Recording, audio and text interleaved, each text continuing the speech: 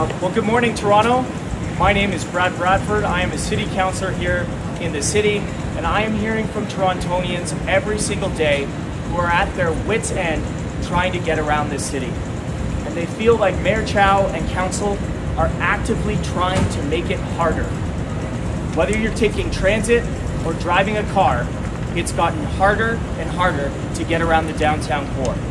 People are frustrated, businesses are impacted, deliveries are delayed, commutes are longer, and it's harder to get home to your family at the end of the day. I'm standing here on King Street East, not far from King and Church, an intersection that's been completely closed for nearly 3 weeks and will remain closed until at least mid-August. Now, there's no doubt that this closure is for some important work. The city is replacing a 142-year-old water main and rebuilding TTC streetcar infrastructure. But since this intersection closed, we've seen a significant increase in downtown traffic and congestion getting worse. Now, there are 4 busy streetcar lines moving more than 30 streetcars per hour that have been diverted onto Richmond and Adelaide. These streets are already under pressure from the Ontario Line construction, lane closures, and everyday commuting.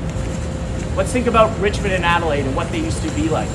Richmond and Adelaide used to be the best east-west pipelines through our city's core. Now they are the only option, and with the addition of bike lanes, loading zones, streetcar tracks, and the concrete Jersey barriers blocking off left-hand turn lanes, these roads that used to be 4 lanes are down to just 1. It's no wonder we're seeing the spike in congestion. Meanwhile, we have King Street, a so-called transit priority corridor, sitting empty with no streetcars using it, but it's still closed to vehicles. That does not make any sense, and I'm hearing that feedback from residents, from businesses, and from people all across the city that are reiterating what a nightmare it is to get into downtown Toronto. We need immediate, practical action to keep traffic flowing, avoid damage to our economy, and just make the city work. This is not about pitting drivers against transit users, because both of them are currently stuck in the gridlock on Richmond and Adelaide. This is about using common sense and looking for creative solutions to our problems.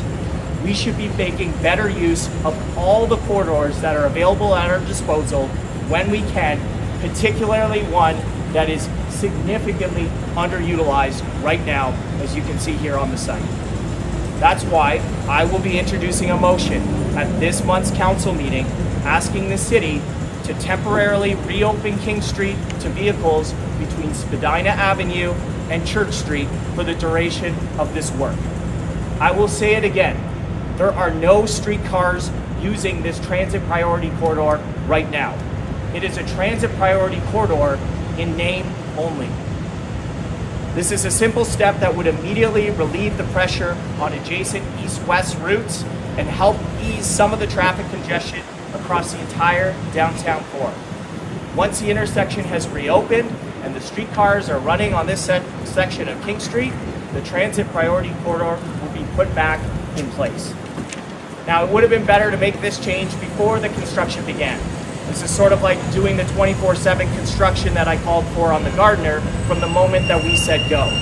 But it is never too late for the mayor to step up and do the right thing, and that is why I'm hopeful she will support my motion at council. These types of construction projects and closures are not going away in the city, but the chaos and the congestion could be avoided and mitigated if we did a little bit of strategic thinking on the front end of these projects. Now, you might be asking, what happened to the mayor's congestion czar? Wouldn't this be the person to take on this kind of work since council approved that role back in April? Well, as far as I'm aware, that person hasn't been appointed, that person hasn't taken up that role, and that's why we're not seeing these types of practical solutions yet. So I will be asking the Deputy City Manager of Infrastructure Services to improve advanced planning of future projects. I want to reiterate for everybody about why this is so important. This is not just any part of the city, this is the financial district of the entire country. Toronto's downtown core generated $120 billion of GDP in 2023. It powers jobs, it drives investment and economic growth nationwide. And it's desperately trying to get back on its feet. We have to keep it moving and build a city that works better for Torontonians, that works better for businesses, that works better for visitors, and works better for everybody. That means not being led by ideology or tied to the status quo. When the facts on the ground change, we ought to be able to change as well. You need to be practical and you need to adapt. Letting gridlock grind this city to a halt for months on end is not an option that I will accept. We have to get serious about getting Toronto moving, and I hope that Mayor Chow and my fellow council colleagues will support this common sense proposal when I bring it to council next week. Thanks very much for coming, and I'm happy to take your questions. Brad, have you talked to city staff at all about this plan and the logistics of what they said to you? I have talked to city staff about it. Obviously, I speak about the ideology embedded within the bureaucracy. This is not something that they would support, but just because staff are not supportive doesn't mean we ought not to look at it, doesn't mean we ought not to do it. This is as simple as putting some garbage bags over the signs that restrict vehicles flowing through and doing that on a temporary basis. What was the reasoning that staff gave you that said that they wouldn't do it? I think staff are under the impression that, Torontonians would not be able to adapt afterwards. They are under the impression that folks are not able to figure it out when the signs go back up and that they would continue to use King Street. That might be a conversation that we want to have, but I think as we've seen rolling out this project over a number of years, you match that with enforcement, you match that with communication. The upside of this is providing another vital artery, underutilized space in the downtown core that could make people's commutes, whether that's on transit or in vehicles, a little bit easier. And what I'm hearing from Torontonians is they are mad as hell with the congestion in the downtown core. They want the city to take it seriously. They want the mayor to step up and do something. If she's not prepared to do that, I will. You've got the sign, the podium, the backdrop. Should we just call this the unofficial start or the official start of your campaign to be mayor? The announcement today is about providing practical solutions to get Toronto moving. The announcement today is demonstrating that there are common sense solutions that exist right at our fingertips if we just think about it a little bit to make life in Toronto easier for people, to make the city work. And that's what I'm focused on talking about today. But Councillor, respectfully, your placard there doesn't even say that your beach is East York. You're not in your own ward. Why is this a priority for you outside your own ward and not on your own issues? It is my issue because traffic congestion is everybody's issues. And residents of Beaches East York, believe it or not, put on their big boy pants and battle the congestion that has become the hallmark of this city every single day when they try and get back to the job site or into the office or home to their families at the end of the day. So this is absolutely every city councilor's issue. This is the mayor's issue. This is Toronto's issue. And I think it's time for political leadership, folks who hold elected office, to stand up, do the right thing, and address the concerns that are moving our city in the wrong direction. And this is part of it. I tell you, Matt, I hear more about the traffic troubles in Toronto than almost any other issue. And this is just a practical solution to address that. So let's make it a little bit less bad. Let's make it a little bit easier to get around the downtown core. And for all the fantastic residents of Beaches East York, this would help them get home to their families a little bit sooner as well. So are you running for mayor, Brad, or not? I've not made any decision on that, but I am focused on delivering practical solutions for Torontonians every day in the office I hold right now, which is City Councillor for Beaches East York. But as a member of the 25 councillors and 26 including the mayor, it is incumbent on all of us to stand up and fight on the issues that are important to the people that are trying to call the city home. Councillor, If I might just follow up on the question that's been asked. Is it time to level with the people of Toronto? You're running for mayor. You've been running for mayor for years. I haven't made that announcement. What I do every day is go out and listen to Torontonians from across the city about practical solutions on how to make life in Toronto better for people. This isn't your ward. This isn't your responsibility. Respectfully, a lot of people from the east end of the city feel entirely cut off from the downtown core. When they took that ramp down on the Gardner, they segregated the east end of Toronto and made it very difficult and painful to get into the core. And we're still dealing with the impacts of that. You see the vacancy rates in the downtown office buildings continue to be stubbornly high. You see, Friday night, Saturday night, the downtown core, it's a ghost town. If you're down here on a Monday or a Friday, nobody's here. there's not one factor that is driving that, but certainly congestion and commute times is a part of that. So, I'm standing up for everybody, east of Yonge that's having a hard time getting into the core, and folks from out into Etobicoke, North York trying to get downtown. We used to have functioning downtown core arterial streets, Richmond and Adelaide. Those have been narrowed down to effectively one lane. King Street, the transit priority corridor street that doesn't have any transit operating on it, should be made available temporarily to flow vehicles. This is a citywide issue. It affects my residents and it affects everybody, and that's why I'm championing practical solutions. But Brad, respectfully, I don't think anybody's arguing against the fact that congestion is a core issue in the city. But what are they doing about it? No, that's fair, but members' motions are added to agendas all the time. Councillors do not make big to-dos about it like this, the way you are with the placard and on the street and all this kind of stuff. I mean, it sure seems like you're running for mayor at this point. People will speculate. There's lots of speculation, and I want to be clear. I am having conversations about city leadership on an ongoing basis, but it is always grounded in the day-to-day issues and frustrations of people who are trying to call this city home. Whether that is the rising crime that is not being addressed, whether that's the traffic that has ground the city to the halt, or the fact that we continue to be the most expensive city to live in the entire country. I'm raising a family here. I want others to be able to do that. I want people to be able to build a business in Toronto, and I want this to be a city that works. And if I'm going to stand up and advocate for those positions based on the feedback that I've been hearing, I think that is a good use of the office, the time, the energy, and that's what I'm here to do. Councillor, how would you... said that the congestion has gotten worse since this project began. What evidence do you have to back that up? I might have some evidence for you on that front tomorrow from the folks at Esri that do all the GIS data stuff. I know they're looking into that. Certainly anecdotally, you can see it. As an East Ender, I take Adelaide back to the East End, and that is really, user experience where I reference the fact that it used to be 4 lanes and now it's 1. You've got these concrete barriers blocking off an entire lane for 300 meters to protect the left-hand turn lane.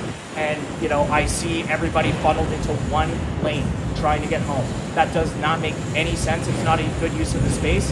And then you couple that with what's taking place here on King Street, transit priority corridor that doesn't have any streetcars on it.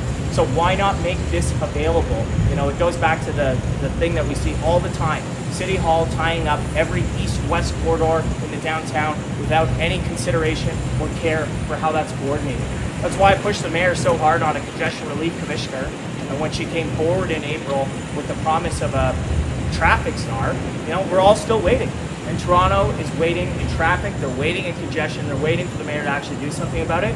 This is a practical solution that I think would help a little bit. Councillor, how do you explain adding more personal vehicles reduces congestion? What I'm adding is more road capacity for the existing vehicles that are caught up in one lane on Richmond and Adelaide. So it's about leveraging the resources and the space and the capacity that we already have. Look at this. This is sitting here largely empty. And so it's about making it a little bit easier. We know those vehicles are here. I'm one of the folks that are stuck in traffic. I appreciate that. If we had better transit options, that might be more viable for more people, but unfortunately the transit doesn't feel safe and it's not very reliable. So folks are in their vehicles. It's about adding more additional capacity that exists today, better leveraging that, taking advantage of what's here right now, and offering a practical solution to make it a little bit easier to get home to your family at the end of the day. But you've seen the success rate of members' motions from all sides of this. Why not bring this up at committee? Other councillors are pointing out the fact that this was before council twice, and they're saying that they didn't hear from you once on the issue. Members' motions are a platform to be able to do that. I don't sit on the Infrastructure and Environment Committee, so that would require me to have somebody else to do that work. This is literally what members' motions are for. And again, coming out and speaking with all of you and making the case for this common sense practical solution, that is part of building support. And I have plenty of time between now and council to talk to my colleagues about driving practical solutions, not based on ideology, not based on politics, but on things that are going to make Torontonians' life a little bit easier. So Brad, anytime something like this comes up, councillors will reach out to city staff to get their perspective because they're the ones that are doing the work. You've already said that staff, from your conversations, are not really in favor of it. So how do you convince your colleagues to kind of get over that hurdle to make this decision when city staff are telling you they shouldn't do it? There's lots of examples where council makes a decision that is different than what the bureaucrats are recommending. And at the end of the day, council is elected.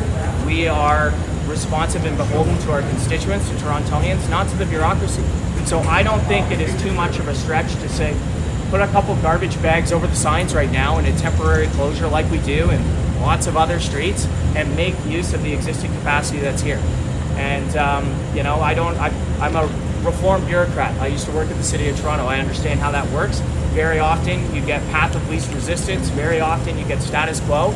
And I think when you talk to a lot of people, they would say the City of Toronto has not been particularly responsive, strong on innovation, strong on trying new things. We need to do something different, because what we're doing right now is clearly not working.